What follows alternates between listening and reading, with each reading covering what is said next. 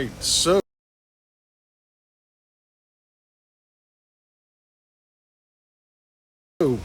got the Durabak on the majority of the cab, as you can see here, and it came out pretty good.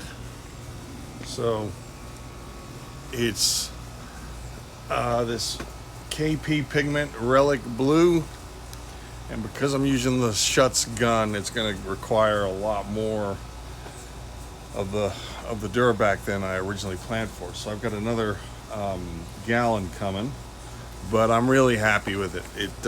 I really didn't think I was going to like the blue, honestly, but my family kind of talked me into it, and I dig it. It actually has a gray Durabak under it, which wasn't.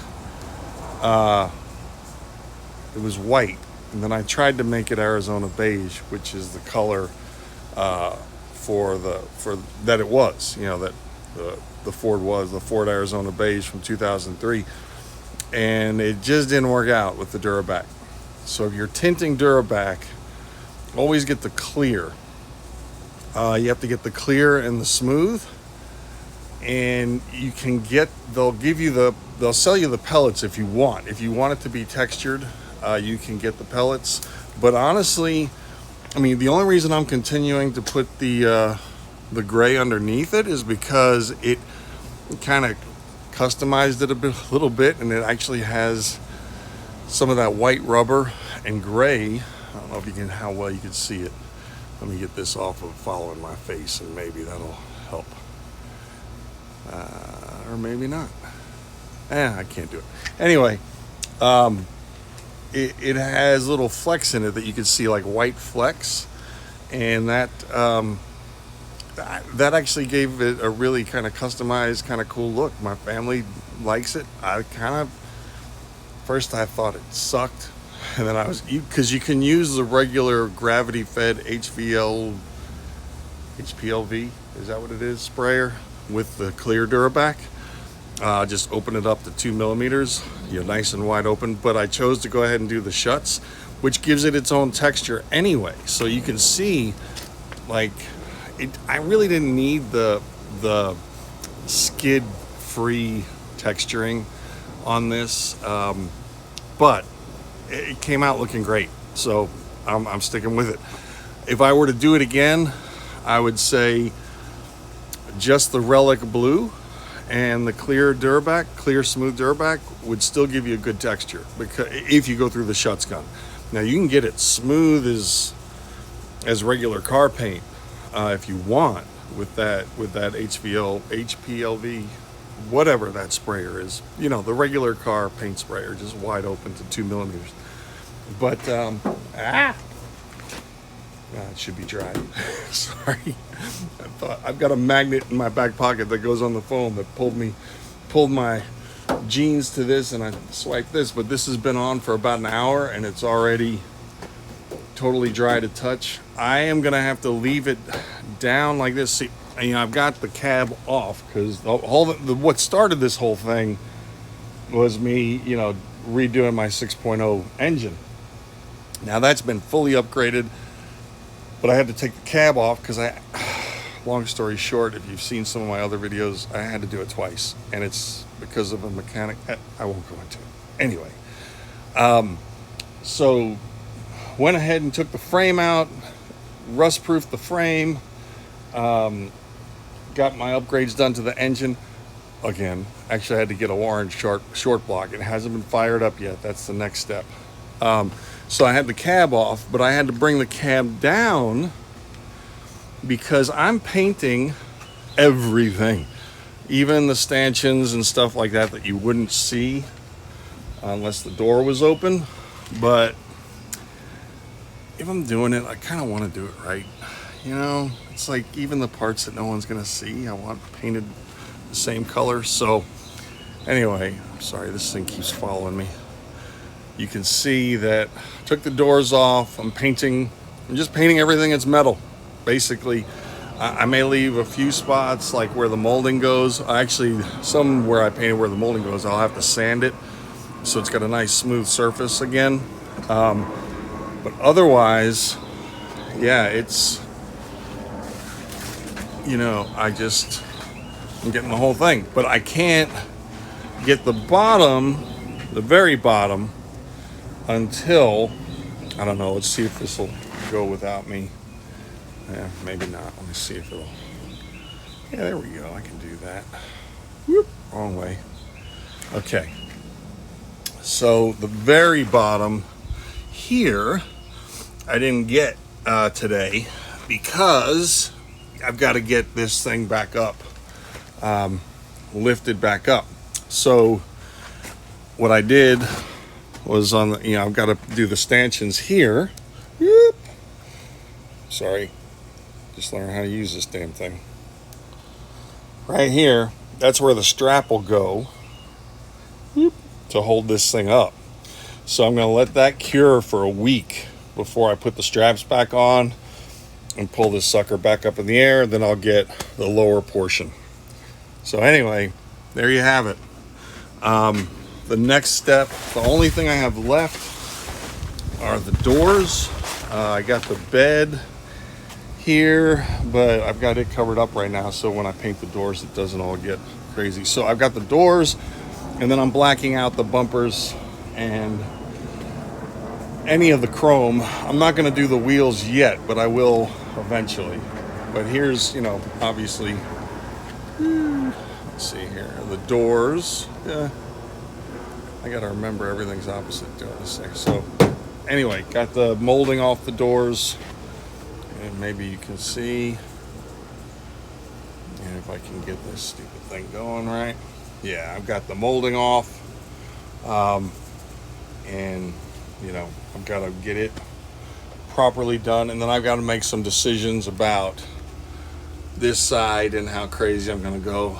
I'm probably actually going to put some of the Spectrum soundproofing on the inside here, and then cover it with black or the olive Durabak. I've got some of the olive that I initially wanted to put down on the floor when I was leaving at this Arizona Beige. I don't know how good that olive is going to look with the blue, but honestly, I kind of don't care.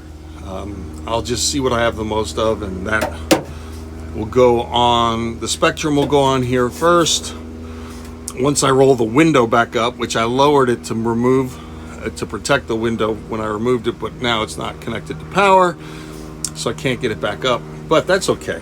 I'll tape all this off, get it done properly, get the Spectrum on here, roll the window back up, put some Spectrum on the inside of the door for soundproofing, and then put the Durabak, either the black or the olive, on each door. So the doors are a little more involved, probably the hardest part of it, frankly. But that's all I have left for the painting. So there you go. The way I got this color, by the way, it's the Durabak Clear. Let me come in here and show you. And yeah, I know I work messy. I really should improve that. But oh well. It was the clear, a gallon of clear, and then 4 ounces of this KP Pigment. This is the Relic Blue. I just got a bunch of it. I got 1 kilogram of it, and so 2.2 pounds. And I've gone through maybe not quite. I'm not half of it, maybe a third of it, a little more than a third, I'd say probably. So I overbought on the pigment, but it was worth it. And this is messy stuff. Even with, I still got some on my hands because I touched the stuff before putting my gloves on today. Last week, I did it all without gloves, and I was picking polyurethane out of my nails all week. And I've been using the Schutz gun, and then these cans that I got from KB, is it KB Paints or KB Coatings? I think it's KB Coatings. KB Paints or Coatings. One or the other. That, and I'll show you a Schutz gun. I don't have have one up here, but I got the shuts gun from, or sprayer from TCP Global, I think is their name. And like the smart guy I am, I taped off the cab with this paper before I got everything I needed out of the cab. Follow me. Yeah. All right. See, I know I had a gun. Ah, there it is. These are, oh, I forget how much they are a piece. I think they're 20 bucks a piece, if I remember correctly. Okay. So here you go. TCP Global, about 20 bucks on Amazon.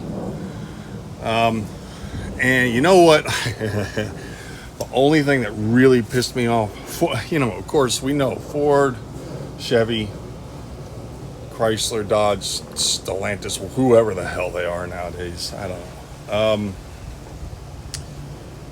They have engineered trucks so that it's hard to work on them, period. They do it on purpose. They do what's easiest for them, and they're just freaking assholes, frankly. Good engineers who care about the people they're engineering their product for, kind of like Boeing used to.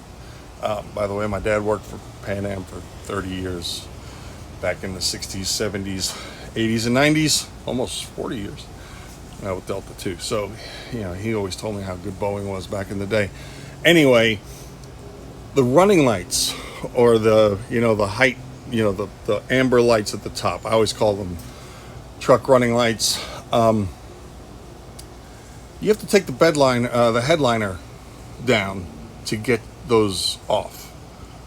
Stupidest, well, it's not the stupidest thing I ran into engineering wise on this truck, but that just made no sense to me. They could have just as easily turned it around so that the screw went in from the top. Utterly ridiculous. And if you're a Ford engineer, F you. God damn. I mean, I'm sure you're a nice person, and I'm sure you're just doing what you're told to do or what you think is best, but holy crap, if you engineered that, you really need you need therapy, I think. You need a little more engineering, and you need training, and need a little therapy. Anyway, that is it. If you want to see, I don't know if my light will pick up in here. It'll turn on when I move it. Anyway, here's the engine. If you haven't seen it before, the 6.0, if I can get in front of it and get this thing looking at it. So yeah, it's coming along. It's about, once I get the painting done, it'll be ready to put in. Sorry, I can't seem to get that thing to stay. There you go.